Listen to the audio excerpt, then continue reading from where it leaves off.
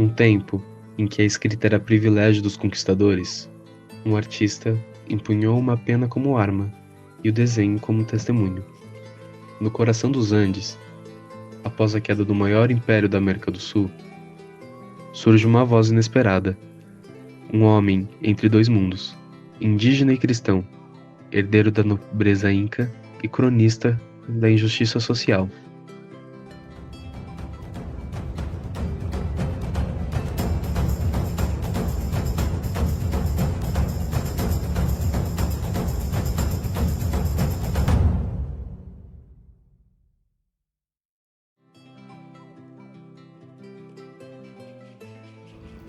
Você sabia que um dos cronistas indígenas mais importantes da história nasceu no Peru colonial?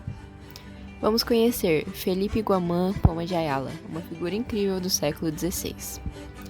Ele nasceu por volta de 1535 ou 1550, na região onde hoje fica o Peru, e provavelmente entre as províncias de Huamanga ou Lucanas.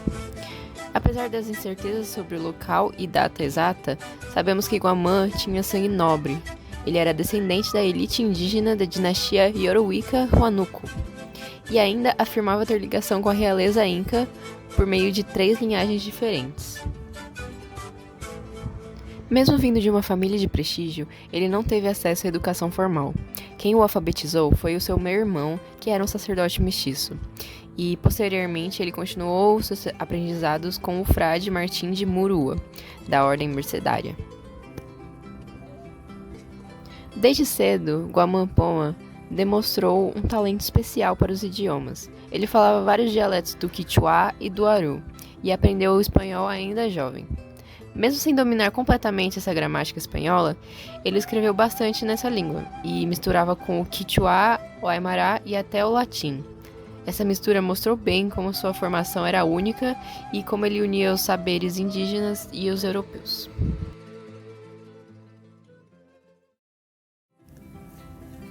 Atuação política e conflitos judiciais. Durante as décadas de 1560 a 1590, Guamán Poma atuou como tradutor para missões católicas, incluindo a campanha de Frei Cristóbal de Albornoz para eliminar práticas religiosas de indígenas. Posteriormente, trabalhou como auxiliar de Martim de Marua e serviu à administração colonial, inclusive como representante legal de sua família em disputas territoriais. Entre 1590 e 1600, envolveu-se em litígios para recuperar terras no Vale de Chupas, que ele afirmava pertencerem à sua linhagem. Apesar de algumas decisões favoráveis, acabou sendo acusado de falsificar sua origem nobre. E em 1600, foi punido com 200 chicotadas, teve seus bens confiscados e foi exilado de Huamanga, o que marcou um ponto de virada em sua vida e um motivo de escrever sua obra-prima.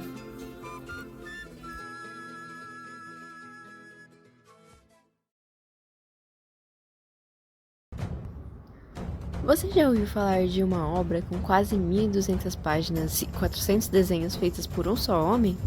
Pois é, essa é impressionante, é o Primer Nueva Crónica y Buen Gobierno, escrita por Felipe Guamán Poma de Ayala entre 1600 e 1615.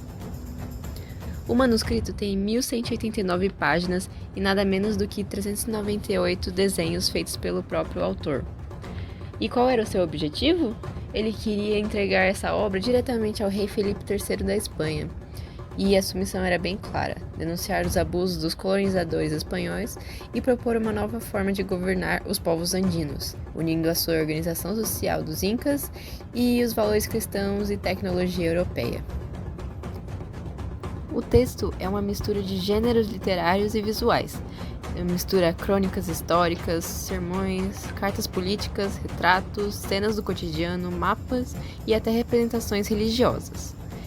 Ele utiliza tanto o texto quanto a imagem como ferramentas retóricas para dar mais ênfase à sua crítica.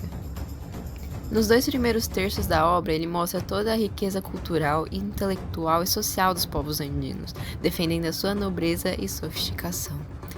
Já na parte final, chamada Buen Gobierno, ele faz uma crítica poderosa ao caos social e moral trazido pelos espanhóis.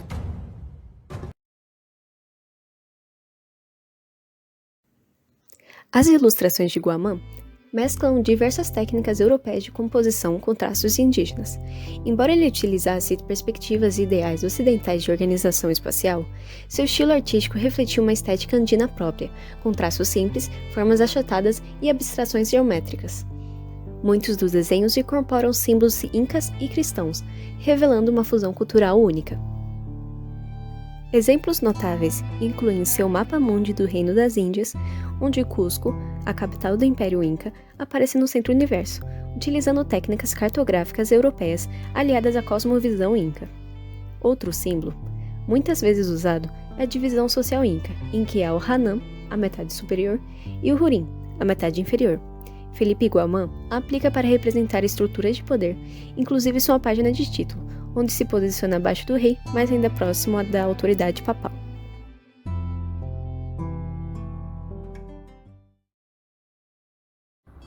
Felipe Guamã Poma se declarava um cristão devoto, mas isso não o impediu de criticar com firmeza os abusos cometidos pelos colonizadores espanhóis.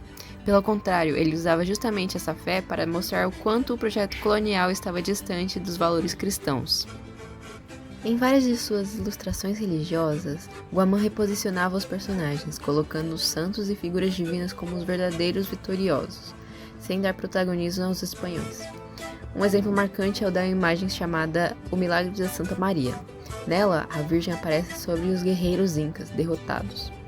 Mas o recado é claro, a vitória é de Deus e não dos conquistadores. Ele também acreditava que o rei da Espanha era um representante de Deus na terra e que ele não sabia das injustiças cometidas no Peru. Por isso, ele escreveu sua obra com apelo direto ao rei Felipe III, propondo reformas sociais e políticas que colocassem os povos indígenas no centro da vida colonial, com dignidade e protagonismo. A leitura da obra de Guamã, hoje em dia, é um desafio.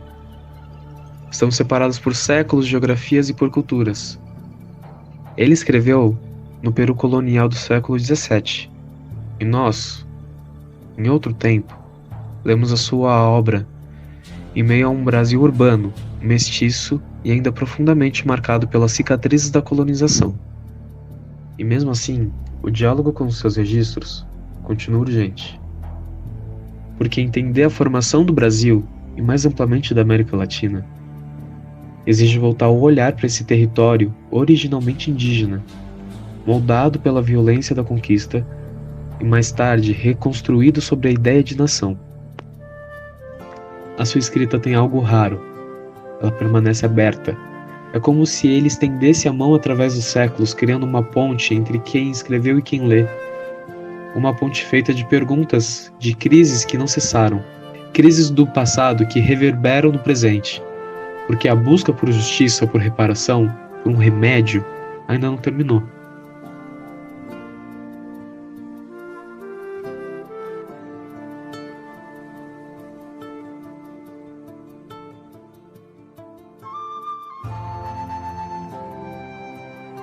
Essa frase, repetida ao longo da obra de Guamã, ecoa como um lamento profundo, um reconhecimento da ausência da justiça, de reparação e da cura nos anos coloniais. Era um retrato de um tempo marcado pelo que ele mesmo chamou de mau governo. Mas Felipe não se limitou a anunciar. Ele ofereceu um caminho, a boa escrita. Uma escrita crítica, reflexiva, capaz de trazer ordem e equilíbrio e, sobretudo, remédio. Seu trabalho foi entregue ao rei da Espanha como tentativa de preservar os povos originários, suas vozes e as suas histórias. Para ele, escrever era mais do que registrar, era um ato de resistência, de organização da vida comum, um exercício da memória. E é justamente a memória o ponto de encontro com o nosso tempo. No coração da cidade de São Paulo, no bairro da Liberdade, hoje reconhecido por sua forte presença da cultura japonesa, há uma memória que resiste, embora tantas vezes silenciada. Esse pequeno templo, a Capela dos Aflitos, guarda lembranças de um passado negro, muitas vezes esquecido, soterrado sob camadas da modernidade e de novas narrativas urbanas. Um espaço onde culturas se sobrepõem, mas onde nem todas foram igualmente lembradas. A ausência de documentação, de estudos e de reconhecimento sobre essa história se revela, como diria Guaman, uma doença social. E o remédio? É valorizar a escrita como ferramenta de cura.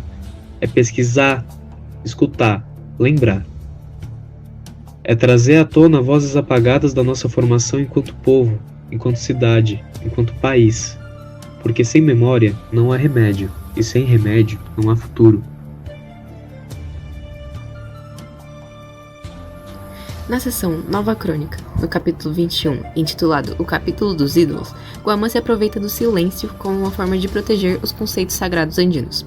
Esse silêncio é utilizado como resposta alternativa à deturpação colonial imposta sobre a história daquele povo. Um exemplo disso é o não uso do termo supai, cuja tradução ao espanhol no registro de Guaman é inexistente, e que remeteria a rituais xamânicos locais que no mundo colonial cristão foram convertidos em atividades do demônio. Em desenhos como o do exemplo, o cronista descreve feiticeiros que invocam demônios para falar com eles, mas a palavra supai não aparece no desenho ou no texto escrito. Em vez disso, nesse contexto ele usa a palavra pontífice e outros termos quichuás associados a agentes xamânicos. Supai pode ser entendido como um nome quichuá do Senhor do Mundo de Baixo, e que, quando traduzido por uma visão europeia cristã e colonizadora, passa a ser entendida como a imagem do diabo, semelhante ao que ocorreu e ainda ocorre com o termo Exu e outros termos da cultura indígena no território brasileiro. Já um exemplo presente no cotidiano urbano paulista é o nome do Vale do Anhangabaú, traduzido diversas vezes como Vale do Diabo ou algo parecido.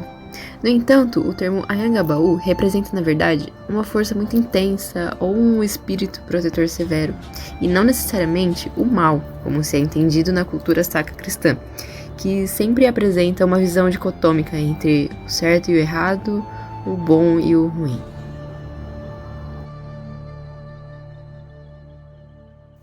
Pertencente ao livro Bom Governo, e presente no capítulo 30, a imagem tem como seu protagonista um astrólogo, poeta, Kipo Kamayoki, um conhecedor da contagem do Quipos, um sistema de registro em nós. Esse protagonista decifra o mundo através das observações dos astros e seus movimentos, e é representado em primeiro plano, caminhando. Em segundo plano estão os apus, montanhas que seriam espíritos ancestrais na cultura inca, deuses que protegiam e vigiavam seu território e povo, cuidando do destino dos seres humanos. Assim como o cosmos, para os incas, o conhecimento é vivo e tecido a partir de diálogos, ecos e ressonâncias entre pessoas e comunidades, percorrendo gerações e disperso com o passar do caminhar humano. Dessa forma, a transitividade desses indivíduos e a conexão que possuíam com os saberes naturais tinham um lugar central dentro da cultura, da riqueza, dos fazeres dos povos andinos, sendo cultuados até os dias atuais, mesmo após o fim do Império Inca 5 séculos. No entanto, na visão dos colonizadores, o conhecimento está atrelado a uma questão de relação entre sujeito e objeto. Uma pessoa oculta, uma pessoa sabida, estaria relacionada à posse de objetos de controle do poder e, consequentemente, do tempo decorrido e direcionada às atividades de trabalho e estudo. Então, as práticas andinas passaram a ser consideradas marginais por fugir desse ideal colonial. Abordando essa interpretação no contexto contemporâneo de São Paulo, entende-se que o espaço ocupado pelo elevado João Goulart foi criado com o argumento de suprir a demanda e a pressa paulista com viés de modernização. Porém, o caminhar se tornou uma ação suprimida e negligenciada, empurrada aos espaços de margem das vias, visto que o automóvel acabou sendo prioridade, dominando e regendo o ritmo do presente na via. Além disso, na visão dos colonizadores, a posse material é um fator determinante na construção da importância intelectual e cultural de indivíduos e comunidades, como já citado anteriormente. Assim, as pessoas que são carentes de posses, que vivem em situação de vulnerabilidade socioeconômica, se encontram em situação de rua, marginalizadas, com seus direitos limitados e seu valor reduzido, ou seja, inferiorizadas.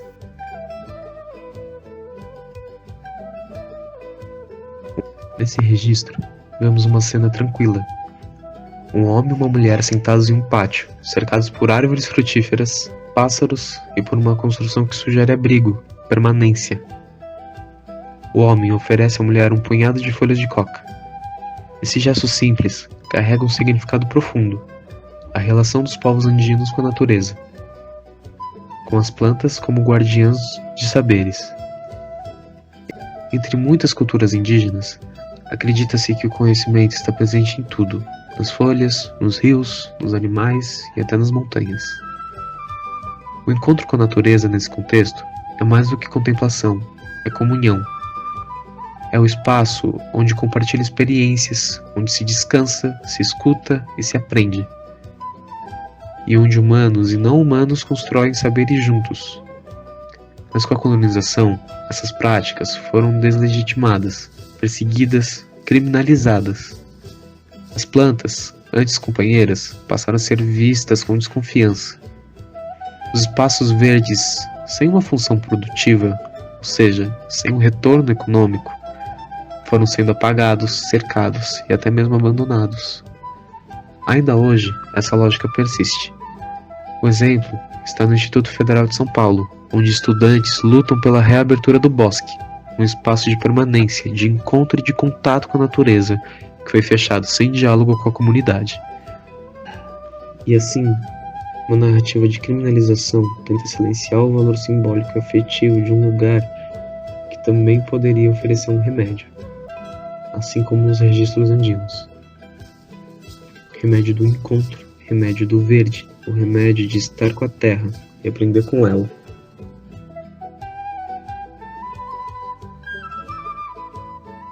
No tempo e no espaço da cosmovisão andina, o passado não ficou para trás.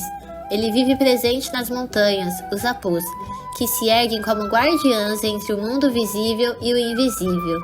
Esses pontos elevados não eram apenas acidentes geográficos, eram centros de organização espiritual e urbana, pontos de referência sagrados e marcos do território e da cultura. É possível identificar na imagem um sábio apontando e nomeando outras divindades incas que possuem representações físicas posicionadas aos pés dos apus. Entre esses elementos, o deus Sol, Inti, ocupa lugar de destaque, mas sua presença não se resume ao plano divino. Estar mais próximo do Sol significava estar mais próximo do centro, mais próximo do sagrado, mais próximo do poder. Essa ideia aparece com clareza nos textos de Guamã. Neles, vemos um paralelo entre os centros urbanos andinos, organizados em torno dos apus, e as cidades coloniais espanholas, centradas em torno das igrejas. É possível interpretar a imagem como uma representação gráfica dessas organizações das vilas, caracterizadas pela centralização e a sua hierarquia perante a centralidade do Sol. São dois modelos, duas visões de mundo, mas ambos com o sagrado no centro, ambos organizando o espaço e o sentido da vida. E hoje, como isso se traduz na paisagem urbana de São Paulo? Qual é o ponto mais alto da cidade e quem ocupa esse lugar? O Pico do Jaraguá, com seus 1.135 metros de altitude, é o ponto mais alto do município. Mas ele não é apenas um marco geográfico, é também símbolo de uma disputa histórica e de resistência. De um lado, os Guaranis Mambiá, povo originário que habita essa região desde antes da colonização, lutam pela preservação e o reconhecimento do seu território. Do outro, empresas de comunicação ocupam o topo com antenas e equipamentos, aproveitando-se da localização estratégica. Para os Guaranis, assim como para os povos andinos, os pontos altos são mais do que paisagens, são espaços sagrados, são parte da sua espiritualidade, da sua história e da sua identidade. A terra indígena de Jaraguá foi demarcada pela primeira vez em 1987. A área reconhecida, apenas 1,7 hectare, a menor do país, mesmo que em uma localização tão importante. Mas, após décadas de mobilização, um avanço importante aconteceu em maio de 2025. Um acordo ampliou o território para 532 hectares, abrangendo 8 aldeias. A gestão do território agora é compartilhada entre as comunidades indígenas e a Fundação Florestal. Mas a luta não acabou. Documentar, discutir, reconhecer os processos históricos e as memórias territoriais continua sendo essencial, como Guamã pontua em seus textos, porque onde se constrói o centro, define-se também o que é sagrado. Então, quem tem o direito de habitar o centro?